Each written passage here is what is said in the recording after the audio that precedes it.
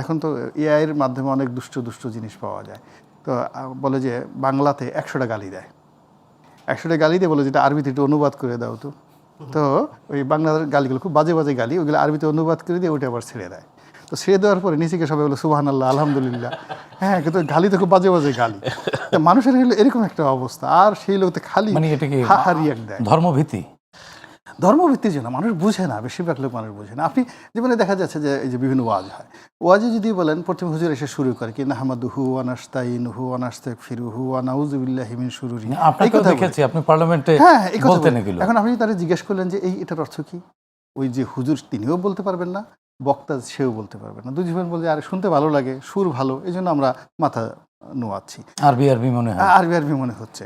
তো এখন এই যে আমাদের যে মানে মানুষের দুর্বলতম জায়গাকে ব্যবহার করে আপনি যদি রাজনীতি করতে চান, ব্যবসা করতে চান, ওটা সাস্টেনেবল হয় না। আপনার যে কোনো সাস্টেনেবল যদি কোনো জিনিস করতে হয়, সেটা ব্যবসা বলেন, রাজনীতি বলেন, বন্ধুত্ব বলেন, ইউ মাস্ট বি ট্রান্সপারেন্ট। আপনাকে স্বচ্ছ হতে হবে, পরিষ্কার করতে হবে আপনার ধারণা। যে আমি এই কাজগুলো করতে রনি ভাই, একেবারে এক বাক্যে যদি বলি, একটা প্রশ্ন করি, আপনি এক বাক্যে উত্তর দিবেন।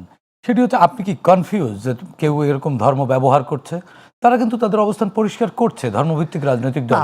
আমাদের মধ্যে দেলোয়ার হোসেন সাইদি সাহেবের ওয়াজ আমি খুব ফলো করতাম। উনি একটা প্রায়ই ওয়াজ একটা কথা বলতেন, এ হাল তেরা চাল হ্যায়, মকসুদ তেরা মাল হ্যায়, লাখো কো আন্ধা কর দিয়া।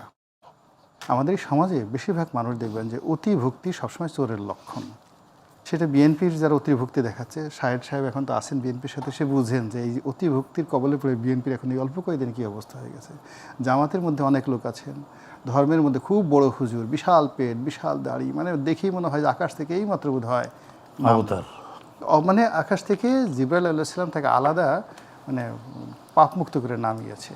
ওর পেটের মধ্যে যে কত দুষ্ট বুদ্ধি, এটা আপনি মানে টেরই পাবেন না। তো এরকম হয় কি, যে কোনো জায়গাতে দেখবেন যে ওভার অ্যাক্টিং হয়ে যায়, সেটা হয় না। কিন্তু রাজনীতিতে, কর্মজীবনে, আমি নিজের ছোট জীবন, তবু এই শহরে আমার বসবাস, মানে কর্মজীবন, আমি 42 বছর যাবৎ কর্মে নিযুক্ত আছি। এই 42 বছর কত রাজা আসলো, কত বাদশায় গেল। আমি খুব বড় মানুষটা, কিন্তু দেখছি তো কত ব্যবসায়ী আসলে এই বন্দুক নিয়ে ঘোরাফেরা করে এখনই গুলি করে ফেলবে, মানে 4-5টা বডিগার্ড ছাড়া চলে না। কয়েকদিন পরে দেখি কি যে মানে জামা কাপড় ছেঁড়া, কি অবস্থা, মানে বডিও নাই, গার্ডও নাই, কিছুই নাই। এই সমাজে কত গ্রুপ অফ ইন্ডাস্ট্রিজের মালিক আজকে মার্সিডিজ কিনে, কালকে বিএমডাব্লিউ কিনে, তারপর দিয়ে রিক্সায় চলতে পারে না। সবাই রনি ভাই কিছু টাকা দেবেন কিনা।